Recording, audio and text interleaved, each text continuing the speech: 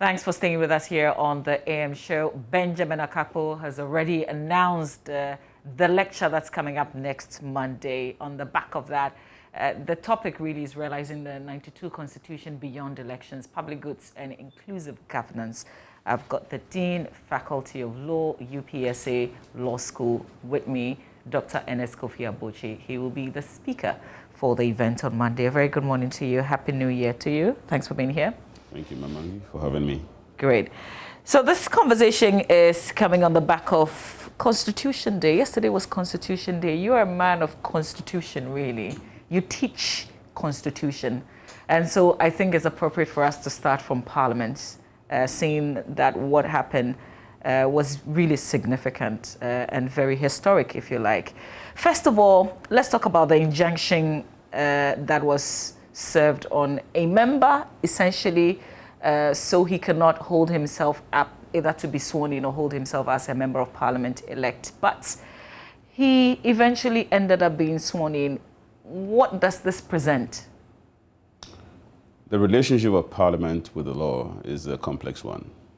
First of all, the courts and the Ghanaian courts have held over the years that Parliament is a master of its own procedure, and they have indicated that whatever happens in Parliament is a closed book.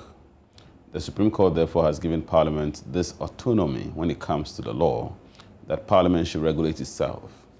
Their expectation of that is that Parliament, being the lawmaker, just like the executive, separation of powers, Parliament will, as it were, organize itself in a manner as to ultimately respect the law. I think that complexity hasn't been fully tested. And what happened yesterday, or happened in recent times, again speaks to that, that difficulty, that the relationship between the law and Parliament or members of Parliament. Now, there has always been a way of serving processes on Parliament. A process is a legal document which is generated from the courts. There is a way of serving it on members of Parliament, and you normally go to the Speaker, the Speaker, the clerk, and of course the person involved. As to whether or not the failure to comply by the court order will amount to a contempt of court, I'm thinking in the circumstances, quite not, because the law itself has indicated that, or the courts have indicated that Parliament is the master of its own procedure. So Parliament can decide that, given particular circumstances, the proceedings in Parliament should not override, but should take some precedence over a court document, for example, that has been served on a person. As I indicated, this is a complexity because the courts haven't fully clarified that position, that Parliament is the master of its own procedures, in terms of what happens if there's an explicit conflict between what Parliament intends to do and a specific order of the court directed at Parliament or a member of Parliament. That complexity is even accentuated by the fact that the order is directed, or maybe directed, to the person and not to Parliament. In other words, the injunction is against the person and not against Parliament. So Parliament can decide to go ahead and do something, and the question is whether the person against whom the order operates may therefore find himself in contempt, not necessarily Parliament. All these are complications that may not have arisen, and the courts do their possible best to avoid a conflict with Parliament in the interest of separation of powers and in the interest of structural harmony, to avoid a situation where you have organs of government, at odds with each other. So my expectation is that the court may not necessarily take a dim and angry view of this. Okay. They'll probably look at this in light of all the complexities of things that are happening and probably understand that somehow things have to evolve. So the fact that before the dissolution of the 7th Parliament, we saw the NDC side move to the NPP side when Parliament had not been dissolved, that also comes under Parliament is a master of its own rules, so it's their problem? Well, correct. But again, it's important to understand, and I am not, I've heard so many things being said about majority, minority, all these things. From a constitutional law standpoint, technically, all these don't exist. And I'm saying constitutional law standpoint from the point of view of the Constitution itself. The Constitution itself doesn't speak of the divisions, the internal fragmentation of Parliament. The Constitution merely speaks of Parliament. And, the Speaker, there are key positions the Constitution speaks about. Beyond this, all these other positions that have been mentioned, including minority and majority leaders, these are creations of Parliament itself. And therefore, they are recognized in constitutional law only to the extent that Parliament has internal rules by way of orders, the standing orders of Parliament. So these standing orders of Parliament may come under orders and rules under Article 11 of the Constitution. Article 11 of the Constitution are the sources of law of Ghana. So orders and rules, including parliamentary orders, they may come under that. So they are sources of constitutional law to a degree.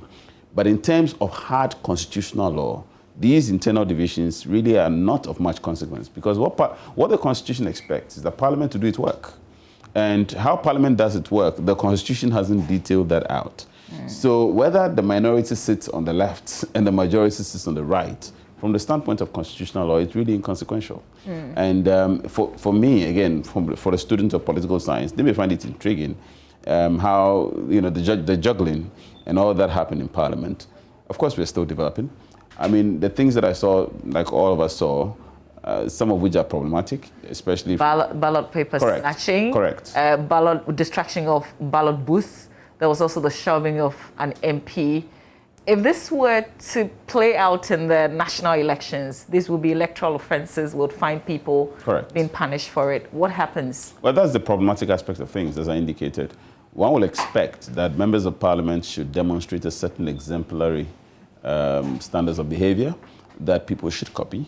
And the expectation is, if you have members of Parliament who have been elected to hold the high office of members of Parliament, they should be above board.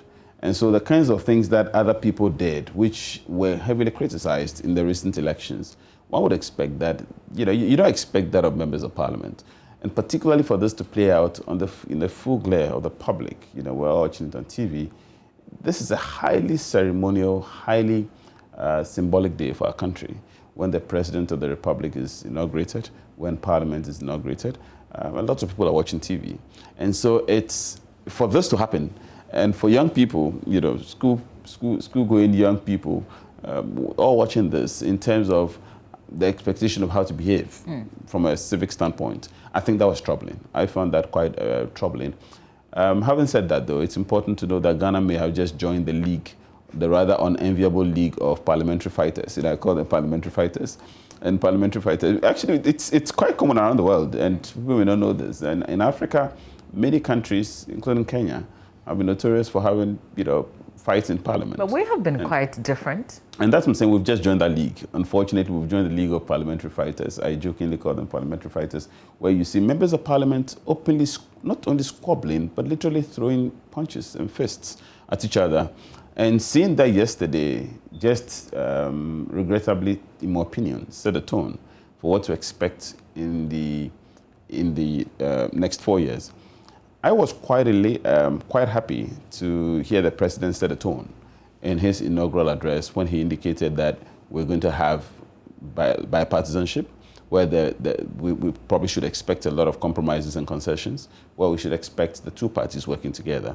I got that tone from the President's speech, and I think that if we should implement that, hopefully that should quell a lot of the concerns that I, like many other people, I think have, given what we saw on TV yesterday. I think the tension is unnecessarily too high, and there's a need for us to reduce the bombast and a lot of unnecessary tension, in my opinion. What's the significance of military personnel, armed military personnel, going into the chamber at a time when we didn't even have a speaker, we didn't have a president, we had a president-elect? I mean, it was a very crucial point in our democracy. What do you see on television now as it played out? What's the significance of this? Well, again, for me, it's all troubling. The optics of things are symbolic and fundamental. And as I indicated, because yesterday was such a symbolic day, let's not really focus too much on the substantive aspect of things, because let's face it, the military people were there, and I don't think they did anything dangerously. I don't think anything dangerously happened. There were no gunshots. There were nothing substantive may have come out of the military officers or the military personnel showing up on the scene. But the symbolic aspect was troubling. This is a highly civilian event. And given the fact that we're dealing with the cream of our country, these are members of Parliament. So like it or not, they're supposed to represent the cream of our country. And so given these are the people we're dealing with, And these people have to literally be controlled by the military from the symbolic standpoint. If you should speak as to the logical reasoning for having them there, then we have a problem. And that's why I found the symbolic aspect of things highly problematic. The fact that these military officers, and we've moved from pre-1992, when Ghana used to be under military rule, and haven't come this far, for us to see military officers on a highly symbolic day like ours, literally having to enter the chamber. And I'm not sure exactly what the purpose and the mission for their deployment is. And I'm not challenging the reason or the justification for any security assessment which may have justified that. I do not have access to specific information for me to make any direct statement. But I'm just saying, from the standpoint of the symbolism and the standpoint of the optics, what I saw yesterday by reason of the military officers being there, given the highly symbolic and highly civilian character of the event, I found that quite troubling. But in the end, we got a speaker who is not from the ruling government, as in the party elected into office now. And he is the third most important person by way of, I guess, power, authority. If the president is not there, the vice president is also not there. He will be the person in charge of the country. Again, I guess maybe the symbolism of that. What does it mean at a time when the two parties don't have majority numerical strength in parliament? What does this say? Well, I think the president again has hinted on this when he first gave his speech, his victory speech, so to speak. When he first spoke after the elections, he hinted on the fact that the Ghanaian people have spoken, and the Ghanaian people haven't spoken in terms of the distribution of the seats in parliament. The Ghanaian people have spoken to the effect that there's a need for inter-party working together, inter-party cooperation, so to speak.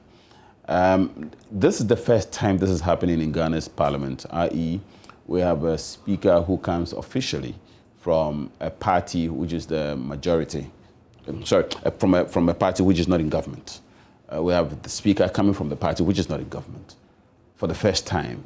That is indicative of the fact that the distribution of the power dynamics, both within parliament and in the government as a whole, may be reflecting something of the need for the parties to work together.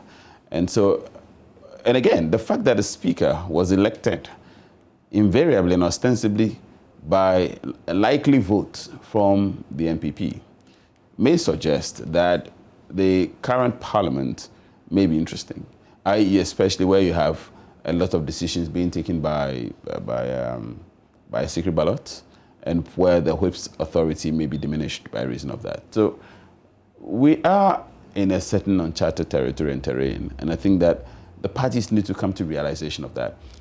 From the standpoint of constitutional law and as an academic, I find the development not only interesting, but quite productive. Productive in the sense that if you are in government, you need to now spend a lot more time doing good audit, doing good work, and being clinical about the kinds of things you submit to Parliament. Because your expectation is that Parliament, you're not going to have a free ride anymore. There is no automatic vote, so to speak, waiting for you.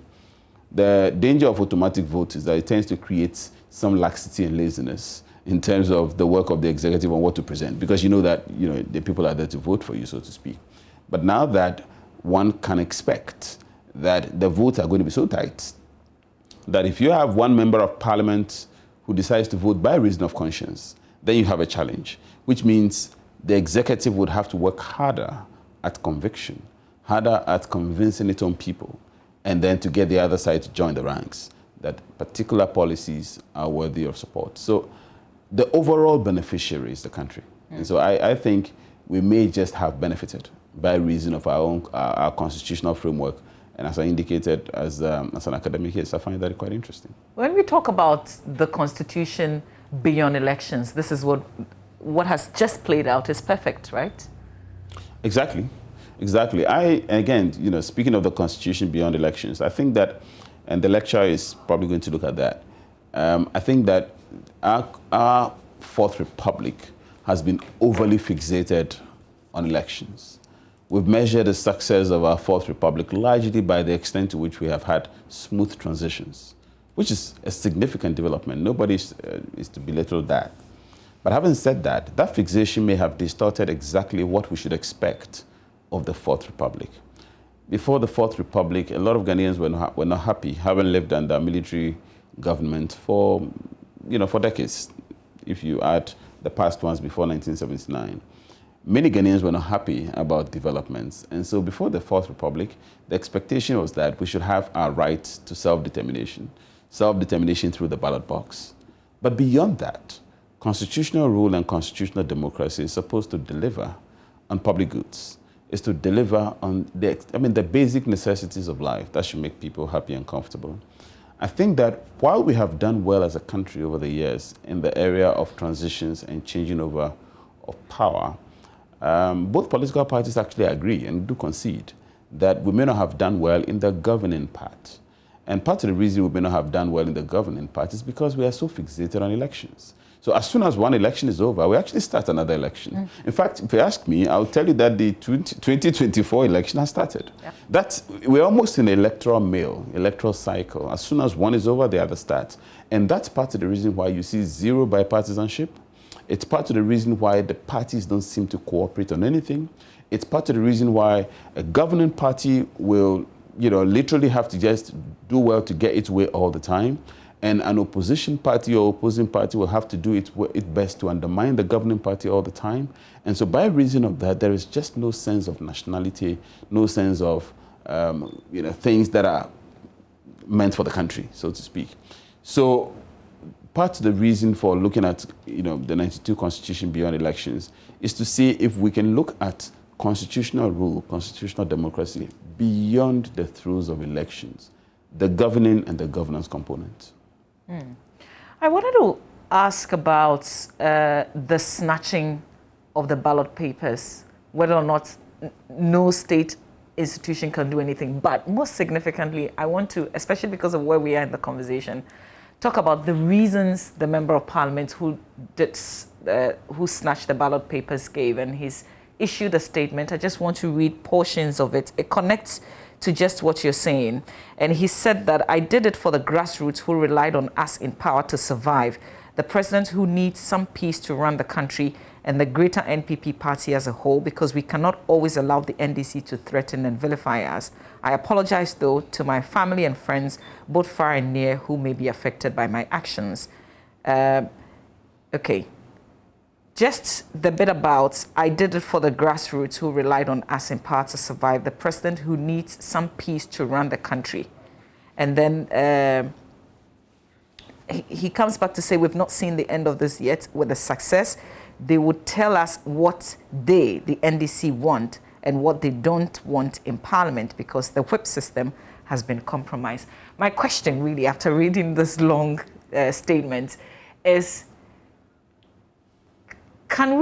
would we move on, or issues would stall? Because we're talking about moving beyond the elections, both parties working together for the interests of the country. But we know that they all have positions, sometimes very entrenched. This is a situation forced on them. It's not their choice. Have we really moved on? I'm not sure whether I understand the components of whether we've moved on. I mean, first of all, Parliament has to decide what to do with the effect of the ballot box being snatched. And I'm saying this in response to your question as to whether state institutions can do anything about this. The laws of Ghana on elections tend to focus on public elections. This is a specialized election. It's an election that also happened within Parliament. So I am a bit skeptical about the rules governing elections being applied generally to this. But Parliament is a master of its own procedure, as they say, and Parliament can decide to administer some penalty. It's a member of Parliament. There are disciplinary issues. There are disciplinary rules in Parliament. There are ethics that regulates members of Parliament's behavior. So I am confident that should Parliament look within its own internal rules of discipline, there's something that can be done in respect of this member. But I doubt in terms of the general rules on elections in Ghana, because those affect public elections, and this is by no way a public election. It's an in-chamber election meant only for members of parliament. I am not qualified to partake in that election, so to speak. But in terms of whether we've moved on, again, it's up to the leadership of parliament, and I get the sense that parliament itself may have moved past this, particularly because also of the outcome, if you ask me. I think the outcome of the election of the speaker may invariably have dampened any anger or angst or anxiety on the part of the NDC. It appears to have, the outcome appears to have supported some compromise. So we have the head of state, there's an election petition, I know, but until determination of that, we have a head of state, or the president, who is from the NPP. We have the Speaker of Parliament, who is from the NDC, and then we have the Chief Justice, who is a Chief Justice, who doesn't belong anywhere.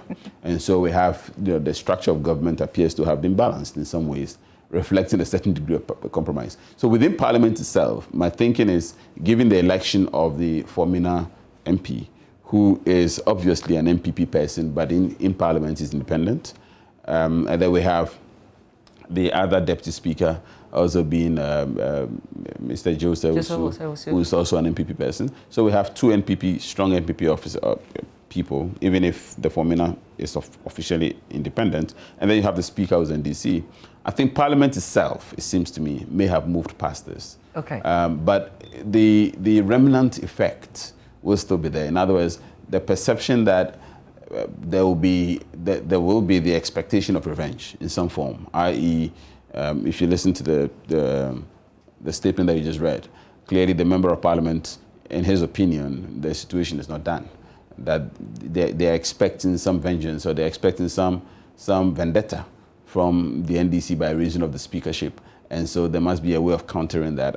I'm not sure if that is representative of the feelings of members of parliament, but I think it's in the interest of the members of parliament themselves, given the closeness of the numbers involved, to devise a working formula that will make parliament the kind of body that is contemplated by the Constitution to ensure that the expected constitutional output is achieved. Because in the scheme of things, everybody will tell you, and it's my position actually as well, that of all the organs of government, the one that has failed to materialize or achieve its public purpose is Parliament. Even though members of Parliament continue to argue that there's a lot of back channel and a lot of behind the scenes work that goes on, which the rest of the public don't see, and there's no doubt about that. But in terms of the external accountability functions of Parliament, I think generally, even members of Parliament themselves lament the failure of Parliament to achieve that. This is a golden opportunity for Parliament to do that. Mm. The people have a responsibility in moving beyond elections. They've given Parliament, for instance, 137 on both sides. Usually when we talk about changes, we are looking quickly to reforms. We've contributed to some kind of reform. What does this present to the entire nation? I'm not sure if I've asked the question right, but the people have certainly done something. Yes, so I think the fact that you indicate that people have certainly done something indicates that we probably don't need much reforms, at least from the standpoint of constituency creations. The people of Ghana have shown voter maturity. And the people of Ghana, it seems to me, have spoken through their ballot in making a statement, i.e., that their voting pattern for presidents and for members of parliament will not follow the same trend.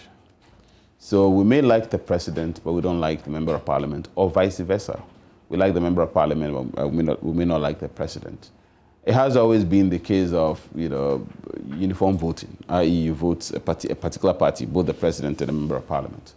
But I think that what we have experienced clearly testifies to one thing, that the voters are becoming increasingly aware, and that awareness should be responded to by the political actors. Because the reality is, doing business as usual will invariably result in punishment at the polls. And I think we have just witnessed something close to that. So I am quite confident that in the circumstances of things, particularly in terms of parliamentary seating, I do not think, and sitting in terms of parliamentary representation, I do not think there's a need for any reform at this stage.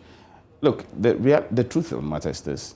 a lot of governance or government-related things are only perfected through experience. And the passages of law and incessant law reform actually deprive us of that opportunity of experience. And so when you bring a new law, that new law will now have to be perfected through a new experience. That new experience may come with certain costs. And invariably, there is no 100% perfect law. So you keep experimenting, and before the experiment matures through experience, you change the process. And that creates further problems and challenges. So I think there's a lot we have done, and there's a lot we should be proud for. There's a lot we can achieve, and there's a lot more we can do moving forward. But I think we should be slow by way of law reform as a means of achieving progress. Because progress is being made, but the true progress itself can only be achieved through commitment. And that's what the problem is. If political actors and constitutional actors are not committed, no law can be good enough. There's always a way of going around the law. In fact, the reality is that law is constantly behind human ingenuity. And so if you make a law in respect of which the actors are not committed, the actors would have devised ways of breaching the law and ways of overcoming the law before the law even comes into being. And by the time the law is passed, it's already dead on arrival. And it happens in many instances. So I think we've gotten to the level where commitment to the tenets of the law is the key watchword. How do we achieve that? Because we, the people, have limitations.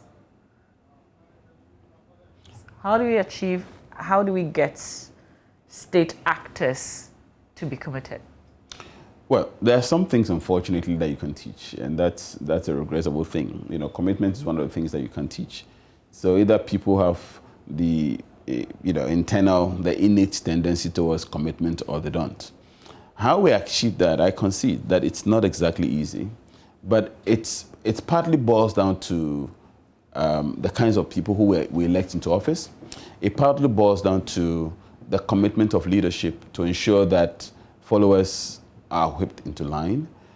A lot of these things will have to be achieved by reason of our commitment to the law. And I'll give an example. If you take the Constitution itself as it stands, the Constitution contains a whole chapter on the ethics code of conduct for public officers. So it is not as if the Constitution is blind.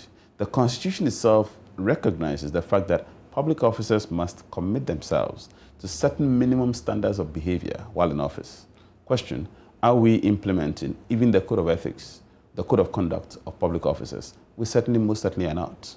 So if we begin implementing some of the rules, if we begin implementing or showing a certain if we begin showing a modicum of commitment to the rules of conduct, to the rules of ethics, to the rules against conflict of interest, to the rules avoiding corruption, there's so many things in there that if we begin implementing, we can realize certain gains. So ultimately it comes to commitment. And that's what I'm saying. If there is no commitment, there will be minimal gains.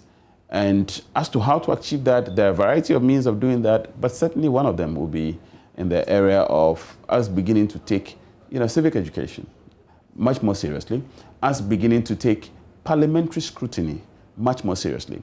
Very soon the president will be making nominations for ministers.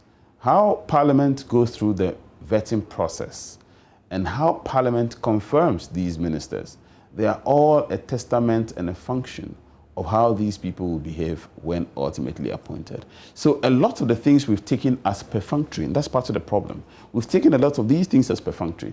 People get nominated and all kinds of things pop up out of them, but somehow they get approved. Over the years, there have been stories about nominees that some people expected that this one Parliament probably shouldn't confirm, but Parliament to confirm. Parliament has treated a lot of its work as perfunctory, and that is part of the problem. So we should begin looking at things more substantively. If Parliament begins to work more substantively in terms of how it treats its oversight functions, if the rules in the Constitution begins being implemented, if public officers start showing much more fidelity to their code of conduct, and all of us also get better educated on our civic responsibilities, I think there's a collective approach to this. I do not think that the passage of new laws really is a solution. This lecture that your speaker on Monday, it's a One Ghana, UPSA Law School, of which you're Dean, Joy FM, JoyNews. What is this supposed to teach the people, tell the people? Who are you communicating with? Are you talking to authority? Are you talking to us, ordinary citizens? Well, hopefully I'm talking to everyone. Again, it's partly my lamentations on things I hope and had hoped should have materialized since the Constitution came into force. So hopefully I'm talking to everyone. The sub-themes of the lecture is on citizenship, public goods, and inclusive governance. Now, when the president was first inaugurated in 2017, he charged Ghanaians to be citizens and not spectators. I took that to be a clarion call for the average Ghanaian to become a leader. I don't think that the president's expectations and hopes have been met. And I certainly am more distraught about the fact that we do have a lot of Ghanaians who become only active when it comes to elections. We have become, and that's part of the electoral fever, which is part of the worry. So citizenship is important.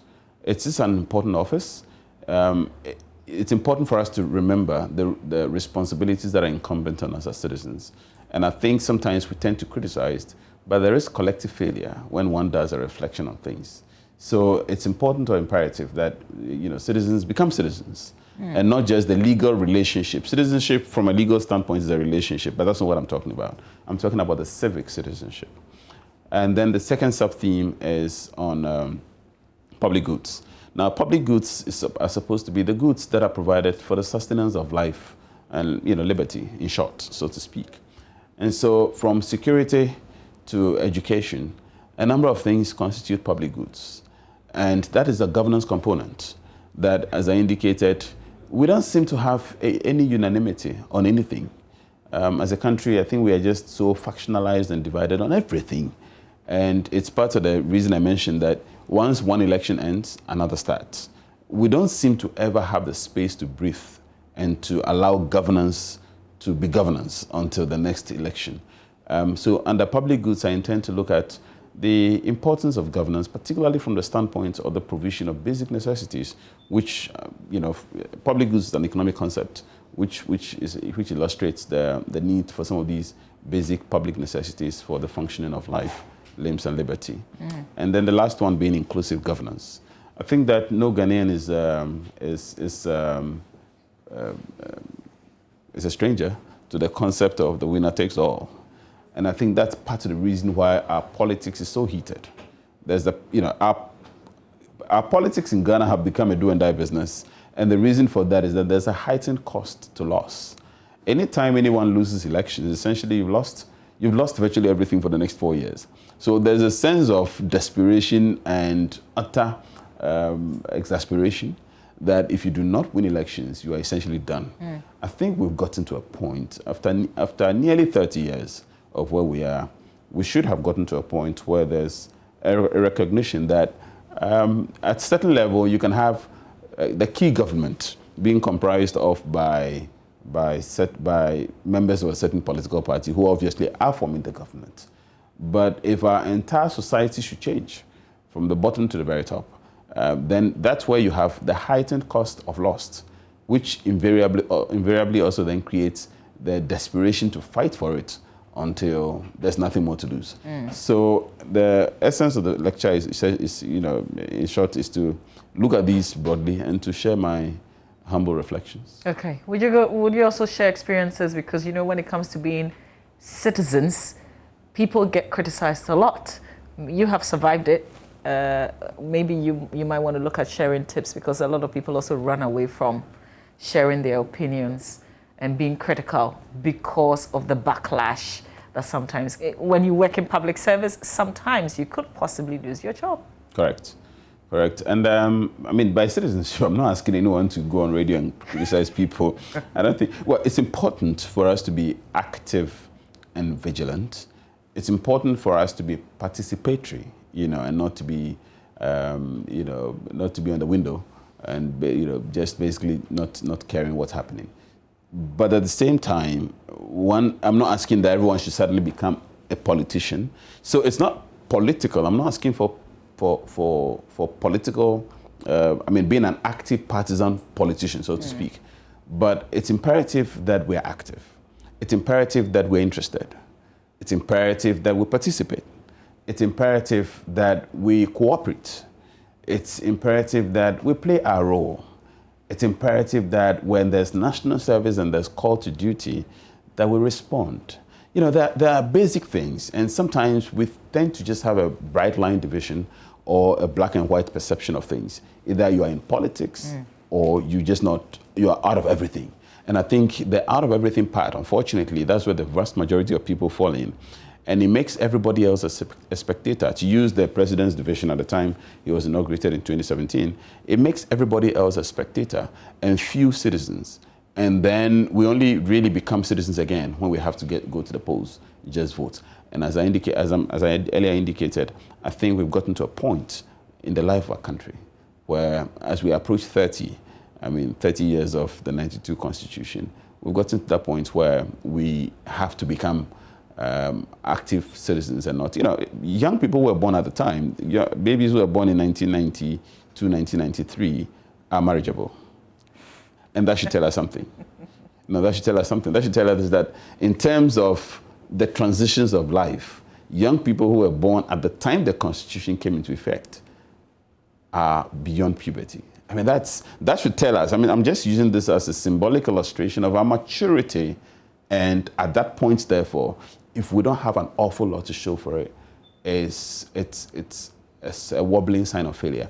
I don't think we failed. I don't think we've gotten to a point where we should be so worried about that. But there's so much we could have done, unfortunately, which we haven't done and which, therefore, we need to do. Okay. So that's why I see that you're telling us don't concentrate or be pushing for reforms, as in for new laws, but we have to grow from what we have in the existing constitution that is there. Correct. Our current constitution is not perfect, but it's far from being bad. And compared to many other countries, our constitution is actually a model. In fact, many countries have modeled or structured their constitution after ours, after we adopted it. Therefore, the problem really is not the constitution. The problem is the fidelity. The problem is the commitment. And if there's commitment, even loose laws can be perfected by practice. And by practice, the way it's been implemented or applied over the years will now become the understanding of the operation of the law. And many countries have done that, where laws that appear to have given one meaning have been perfected over time by a practical meaning that has been given to it by way of its operation. I think we've gotten there. Otherwise, you pass all kinds of laws, and the lack of commitment will lead the actors to find ways of undermining the law. And you will constantly be trying to play catch-up, i.e. a new law is needed to rectify or to deal with this new practical problem which has come out by reason of certain institutional misbehavior, and we are trying to redress that. There are a multiplicity of them, and Parliament simply cannot play catch-up. So because we can't play catch-up, I think we have to change the strategy. The strategy is no more hard law reform. The strategy should be institutional changes and attitudinal changes and commitments, and these are soft law in character. You call these lamentations, Kofi Abotsi's lamentations? No, they're not. We've just been talking about the Constitutional Day Lecture. Constitutional Day Lecture, that's coming up on Monday, 11th of January, 2021. And the speaker is Dr. Ernest Kofi Abotsi. I've been trying to tease out a few things from his lecture on Monday. Time is 9:30 a.m. West Wing UPSA Auditorium. Is everybody invited? Yes, it's a public lecture. Okay. 9:30 exactly, we're on air. Well, I think Joy said that, if I understood, I think it was 10 o'clock. Okay, so 9:30 is to get everybody seated. We're ready to go. As we speak of citizenship, yes. Being on time is an essential factor of citizenship. Okay. So yes, ideally, we should all be seated since it's a live program. The hope is that there shouldn't be much interruption. So yes, okay. The earlier the seating, the better. All right. Is this something that you'll be doing every year, or this yes. year? Okay. Yes, it is intended to be an annualized event where, in collaboration with Joy, we'll have a conversation on the Constitution, on different selected topics, giving different speakers from year to year. Great. So this is the first. Yes. All right. So congratulations. I will be listening. We will all be listening, and it will be live on Joy News. It will be live on radio on Joy FM. It will be live on all our social media handles as well. Dr. Ernest Kofi Abotsi, Dean, UPSA Faculty of Law. Thank you very much for being on the show this morning. Thank you. All right. Coming up next, we've got Show Business with Caddy. Stay with us.